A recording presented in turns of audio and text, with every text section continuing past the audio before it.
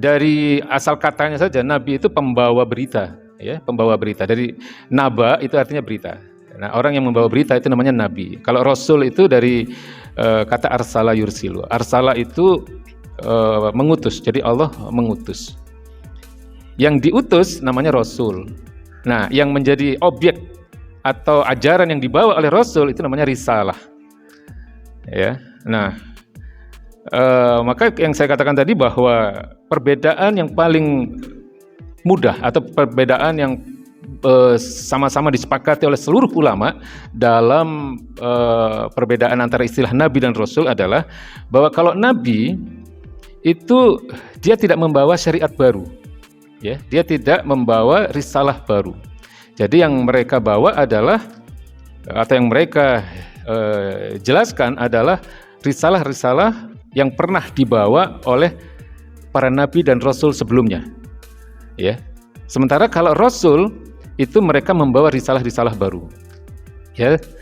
Jadi saya ulangi, kalau nabi itu adalah utusan Allah Subhanahu Wa Taala yang tidak membawa risalah baru, ya. Jadi tugas mereka adalah bisa dikatakan memperkuat, ya, menguatkan keimanan kaumnya, ya. Tapi tidak dengan membawa risalah baru, tapi membawa risalah atau wahyu-wahyu yang pernah diwahyukan kepada para nabi dan rasul sebelumnya. Ya, contohnya adalah kalau di sini dicontohkan Nabi Harun.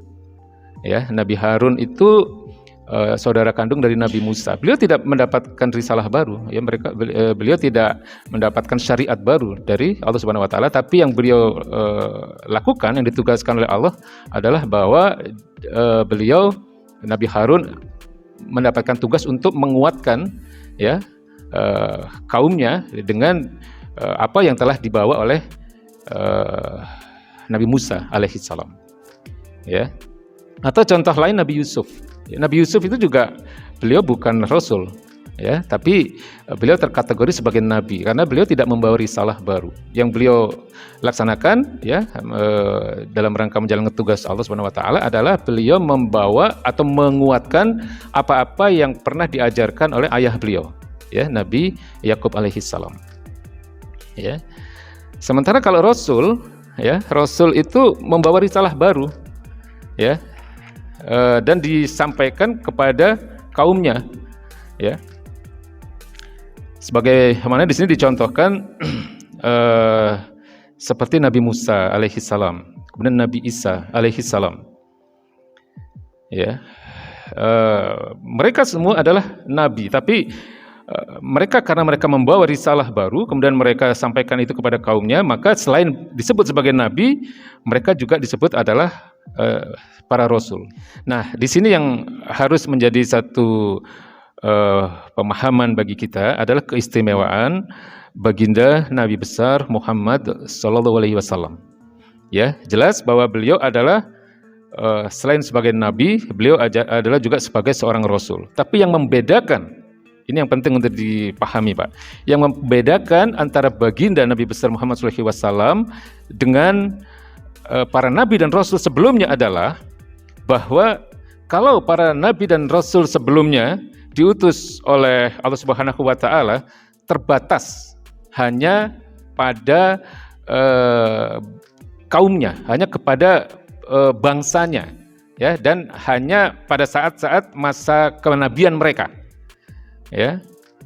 Jadi saya ulangi, kalau untuk para nabi dan rasul sebelum baginda Nabi besar Muhammad sallallahu alaihi wasallam, Mereka hanya diutus untuk kaumnya, hanya untuk bangsanya, ya, seperti untuk Bani Israel. Yang dicontohkan di sini adalah Nabi Musa dan Nabi Isa misalnya. Mereka hanya diutus hanya untuk Bani Israel. Ya, dan yang kedua, mereka atau ajaran-ajaran mereka hanya berlaku pada saat masa-masa kenabian mereka. Ya, pada saat-saat periode kenabian mereka. Nah, sementara baginda Nabi besar Muhammad SAW ini sangat istimewa.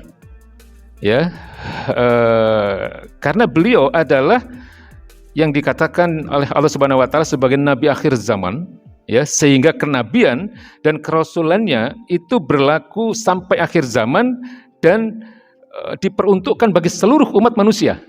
Ya, bukan hanya untuk bangsa tertentu.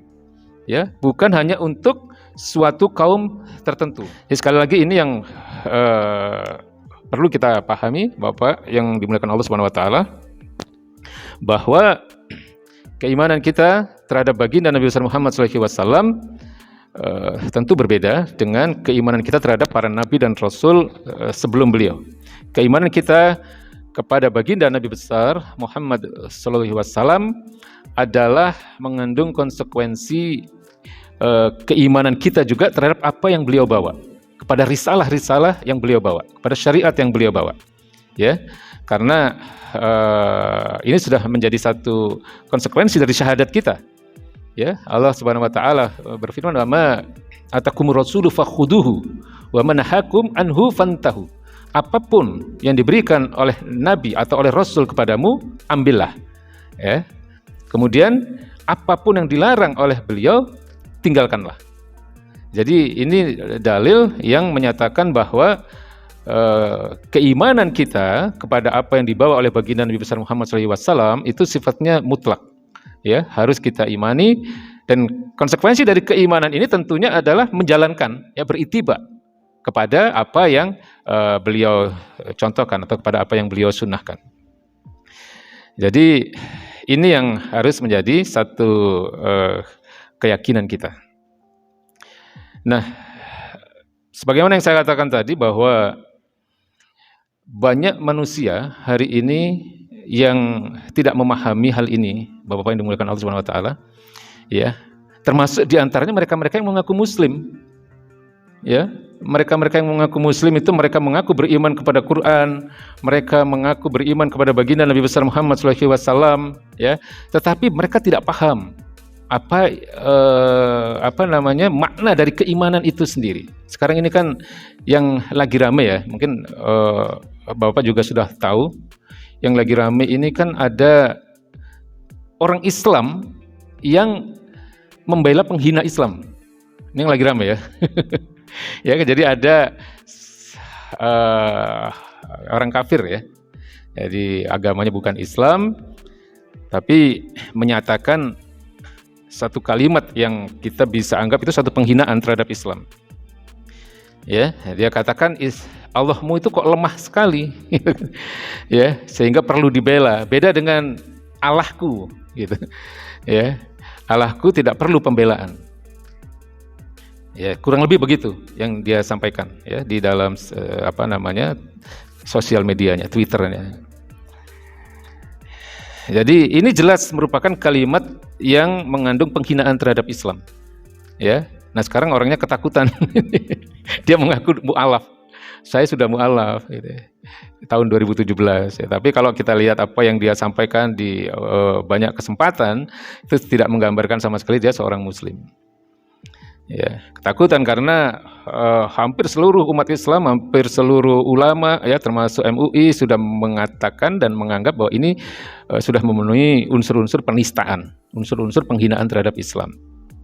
Nah, yang menyedihkan buat kita, ya, Bapak-bapak yang dimuliakan Allah Subhanahu wa taala, banyak orang yang mengaku Islam tapi membela orang seperti ini dengan alasan Tuhan tidak perlu dibela. Ya. Alasannya apa? Karena Tuhan itu sudah maha kuasa, Tuhan itu maha kuat, maha sempurna, tanpa dibela pun tidak akan mengurangi kemuliaannya, tanpa dibela pun tidak mengurangi kesempurnaannya. Jadi ini disampaikan sebenarnya bukan sekarang-sekarang ini saja, Pak. Ya, ini sudah disampaikan pertama kali itu oleh seorang tokoh liberal ya, yang sudah nggak ada sekarang ini ya. Kalau saya katakan ya tokoh tua liberal lah, udah nggak ada dia. Ya, tapi sampai sekarang masih terus disampaikan oleh murid-muridnya, oleh penerus-penerusnya. Ini ucapan yang berbahaya. Ya, ini ucapan yang menyesatkan. Ya, ini dengan kalimat-kalimat yang seolah-olah ilmiah, ya. Tapi ini sekali lagi akan menghantarkan seseorang itu pada kekufuran ketika dia mengimani bahwa Allah itu tidak perlu dibela. Ya, jadi dalam kesempatan ini saya ingin sedikit menjelaskan bagaimana membantah, ya, karena banyak mempengaruhi pemikiran umat ini, Pak. Karena kemarin di salah satu stasiun TV juga ada acara debat gitu ya, yang membela orang Islam juga gitu, ya, mengaku Islam paling tidak, ya, iya, ya. Jadi gini. Sebenarnya ini mudah sekali untuk dipahami. Jadi ini orang-orang yang mengatakan seperti ini adalah orang-orang yang tidak paham tentang agama ini. Sekarang kan banyak orang yang ahli militer bicara soal agama gitu. Orang yang ahli ilmu filsafat ngomong soal agama. Jadi membingungkan dan ketika itu menyesatkan, ketika itu menjadi pemahaman yang salah di sebagian kaum muslimin, nah ini akan berbahaya sekali bagi kelurusan akidah seseorang. Jadi orang-orang seperti ini tidak memahami mana akidah, mana syariat. Ya. Bahwa Allah itu maha kuat, bahwa Allah itu maha kuasa, bahwa Allah itu maha sempurna, bahwa Allah itu tidak membutuhkan pembelaan, bahwa Allah itu tidak memerlukan pertolongan. Ya, itu soal akidah. Itu soal keimanan. Dan itu tidak ada keraguan. Ya, tidak boleh kita meragukan sedikit pun tentang hal itu. Ya, kalau kita meragukan kesempurnaan Allah, kekuasaan Allah, kekuatan Allah, ya, kemaha kuasaan Allah, bisa kufur seseorang, bisa keluar dia dari Islam. Ya, jadi itu yang harus dipahami. Itu adalah soal akidah, itu soal keimanan. Nah, sekarang soal membela Allah, ini soal lain. Kalau di ayatnya itu adalah di dalam surat Muhammad ayat 7. Ya, Allah berfirman, ya ayyuhalladzina amanu in tansurullah yansurkum. Ya, wa yusabbit aqdamakum. Ini kan ayat populer ya. Ayat ini sangat terkenal ini. Ya ayyuhalladzina amanu, wahai orang-orang yang beriman. Bapak harus paham ya bahwa setiap ayat yang diawali dengan kalimat ya ayyuhalladzina amanu, ini ayat muhkamat. Ayat yang jelas, bukan ayat mutasyabihat. Ayat muhkamat itu ayat yang artinya tidak diperselisihkan, tidak ada perbedaan pandangan di kalangan para ulama. Intan surullah, jika kalian menolong Allah. Nah, ini yang mereka salah dalam memahami ini. Ya, jadi intan surullah itu artinya jika kalian menolong Allah. Ini para ulama tafsir tidak ada perbedaan pandangan. Para ulama tafsir Ahlussunnah wal Jamaah tidak ada pandangan bahwa yang dimaksud di situ adalah jika kalian menolong agama Allah, jika kalian membela agama Allah. Kemudian apa maksudnya ini? Ya, ini dijelaskan oleh para ulama. Yang terutama adalah jika kalian menegakkan ayat-ayat Allah, jika kalian berjuang untuk menegakkan hukum-hukum Allah, jika kalian membela kemuliaan simbol-simbol agama. Ya, jika kalian membela kemuliaan baginda Nabi, jika kalian membela kemuliaan Al-Qur'anul Karim, ya, jadi amaliyahnya itu seperti itu yang disebut sebagai membela agama Allah. Ya, jadi bukan berarti bahwa Allah itu butuh pertolongan, ya, bahwa Allah itu butuh pembelaan, tidak. Jadi logikanya mungkin bisa disamakan begini, Pak.